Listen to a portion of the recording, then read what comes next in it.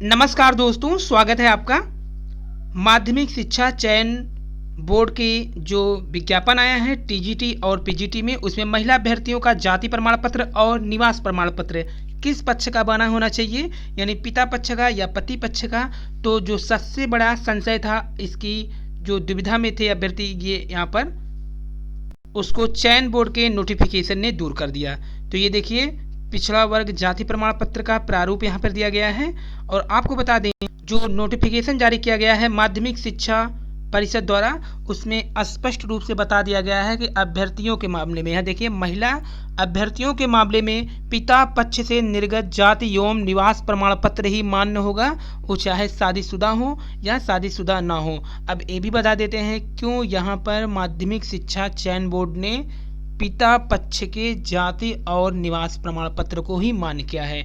आपको बता दें कि इससे पहले 69,000 शिक्षक भर्ती परीक्षा जो हुई थी, जिन महिलाओं ने नियुक्ति पत्र जब लेने गए, तो जब उनका काउंसलिंग में डाटा चेक किया गया, तो जाति प्रमाण पत्र जो है पति के नाम से निर्गत था, जिसके कारण उनके नियुक्ति पत्र पर रोक लगा दी गई। देखिए, यहाँ पे स्पष्ट बताया गया है कि जाति प्रमाण पत्र पति के नाम पर है, जिसके कारण क्या किया गया, रोक लगाई गई। और यही कारण है कि 69,000 शिक्षक भर्ती में रुके नियुक्ति पत्र, जो कि काफ़ी गलतियों के कारण रोके गए हैं। इसके बाद से सभी परीक्षाएं, चाहे जिस भी परीक्षा की बात करें, चाहे टीजीटी या किसी अन्य की जो फॉर्म भरी जा रही है, इसमें काफ़ी सावधानी इस समय रख रहे हैं अभ्यर्थी, और हर प्रक्रिया को ध्यान से ही पूर्वक फिलअप करना पड़ रहा है। कारण क्या है कि संशोधन के भी चांस नहीं दिए जाएंगे, टीजीटी पीजीटी यानी माध्यमिक शिक्षा चयन बोर्ड द्वारा स्पष्ट कर दिया गया है। तो अब यहाँ पे आपको बताते हैं किस लिए माध्यमिक शिक्षा बोर्ड ने पिता पक्ष का मांगा है जाति और निवास। यहाँ पर देखिए, माध्यमिक शिक्षा परिषद ने टीजीटी पीजीटी का जो विज्ञापन निकाला, उसके बाद विज्ञापन को यहाँ पर स्पष्ट करने के लिए आरक्षण का लाभ यूपी के निवासियों वाले में, यहाँ पर उन्होंने अपने पूरे प्रक्रिया को पेपर में भी गजट करवा दिया था। अब देखिए, यहाँ पे क्या लिखा गया है कि चयन बोर्ड आरक्षण का लाभ सिर्फ उत्तर प्रदेश को निवासियों को देना चाहता है। तो उत्तर प्रदेश के निवासी ओबीसी हो, चाहे एससी हो, चाहे एसटी हो, या ईडब्ल्यूएस हो, या स्वतंत्रता संग्राम सेनानी आश्रित हो, या पूर्व सैनिक या दिव्यांग हो, यदि यूपी के निवासी नहीं है तो उन्हें सामान्य अभ्यर्थी माना जाएगा। वहीं महिला अभ्यर्थी के बारे में क्या कहा गया है कि वो पिता के पक्ष से निर्गत किया जाना चाहिए। देखिए, यहाँ पे स्पष्ट कहा गया है, महिला अभ्यर्थियों के मामले में पिता के ओर से जारी निवास प्रमाण पत्र ही मान्य होगा। वहीं जाति प्रमाण पत्र भी उनके गजट के अनुसार, यानी जो यहाँ पर नोटिफिकेशन है, उसमें देखिए स्पष्ट बताया गया है कि जाति और निवास पिता पक्ष का होना चाहिए। अब आइए आपको बताते हैं किस लिए ये पिता पक्ष का मानता है। तो पिता पक्ष का मानने का कारण क्या होता है, अगर दूसरे राज्य की महिला उत्तर प्रदेश के किसी पुरुष के साथ विवाहित है, तो आरक्षण का लाभ वो पुरुष के जो पक्ष से बना होगा, यानी पति पक्ष के बना होगा जाति, तो उससे ले लेगी। इसलिए बाहरी राज्यों के विवाहित महिला को भी आरक्षण का लाभ ना मिले, इसलिए पिता पक्ष का ही मांगा गया। क्योंकि अगर उसके पिता उत्तर प्रदेश के निवासी होंगे तो उनका भी बना होगा, तो इस हिसाब से यहाँ पर उनकी पुत्री का भी बनेगा। तो यही कारण है कि आरक्षण का लाभ सिर्फ और सिर्फ उत्तर प्रदेश के निवासी उठाएं, इसीलिए पिता पक्ष का निवास और पिता पक्ष का जाति प्रमाण पत्र मांगा गया है।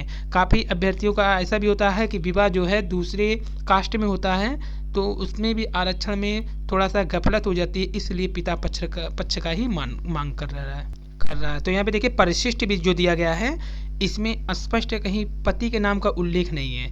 देखिए, ये इनके द्वारा नोटिफिकेशन में स्पष्ट रूप से पढ़ा जा सकता है। चाहे वो अनुसूचित जात का ले लीजिए, यहाँ पे सुपुत्री, सुपुत्र या श्री, यहाँ पे कहीं भी पति का उल्लेख नहीं किया गया है। तो इस हिसाब से पति के नाम पर जाति प्रमाण पत्र नहीं बनेगा, जो कि नोटिफिकेशन में स्पष्ट रूप से उल्लेख कर दिया गया है। और यहाँ पर किसी प्रकार से संशोधन भी नहीं। वही देखिए, ओबीसी वाले में भी यही बताया जा रहा है कि श्रीमती कुमारी लिखा गया है, फिर सुपुत्र सुपुत्री श्री लिखा गया है। कहीं पे भी उल्लेख नहीं किया गया कि पति या कुछ और उधर का। और महिला अभ्यर्थी एक काम और कर सकती हैं कि वो बालिका वर्ग में भी अप्लाई कर सकती हैं। बालक वर्ग में एक विषय में एक ही पद के लिए सिर्फ एक बार आवेदन मान्य होगा। अगर आपने 2 बार आवेदन कर दिया तो आपके आवेदन निरस्त कर दिए जाएंगे, जो कि नोटिफिकेशन में स्पष्ट रूप से बताया गया है। और मान लीजिए अगर जाति प्रमाण पत्र आपका नहीं बना है या नेट पर है भी पुराना बहुत ज़्यादा है तो भी चल जाएगा, सिर्फ नेट पर चढ़ा होना चाहिए। जब आप चेक कराएंगे अगर वो ऑनलाइन दिखा रहा है आपका प्रमाण पत्र तो मान्य होगा।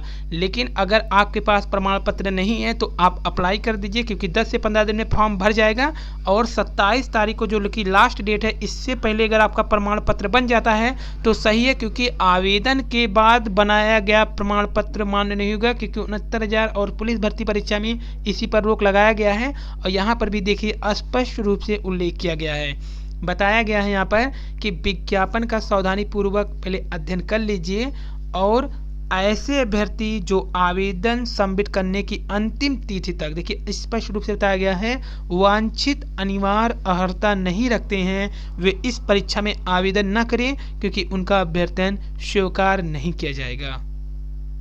और आरक्षण संबंधी सभी जो आपके पास श्रेणियां हैं उसका सही रूप से उल्लेख करें, क्योंकि यहाँ पे देखिए बताया गया ऑनलाइन आवेदन प्रक्रिया में आवेदक द्वारा भरी गई सूचना अंतिम है, इसमें चयन बोर्ड द्वारा भी संशोधन नहीं किया जा सकता, यानी यहाँ पर संशोधन संभव नहीं है। आयु और शैक्षिक योग्यता की पुष्टि अंक पत्र, प्रमाण पत्र, उपाधि की प्रमाणित प्रति अभिलेख सत्यापन के समय प्रस्तुत करना होगा। यानी जो जो चीज़ें आप भर रही हैं ऑनलाइन आवेदन में इस समय उसको सुरक्षित रखिएगा, क्योंकि आपको जब वहाँ पर काउंसलिंग करवाना होगा तब वही चीज़ें आपसे मांगी जाएंगी। आवेदन पत्र में जन्म तिथि का उल्लेख न करने वाले को फॉर्म सबमिट भी नहीं माना जाएगा, यानी निरस्त हो जाएगा।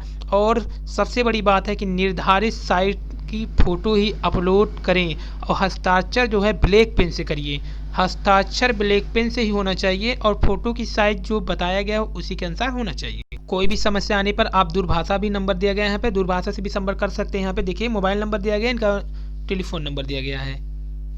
और ऑनलाइन देख लीजिए 27/11/2020 तक आवेदन सबमिट करना है, जबकि फीस की जो स्वीकार करने की तिथि है वो 30 तक है। तो महिला अभ्यर्थियों का जाति प्रमाण पत्र और निवास प्रमाण पत्र पिता पक्ष का ही होना चाहिए। आप इसे बनवा लीजिए, जो कि 10 से 15 दिन के अंदर बन जाता है।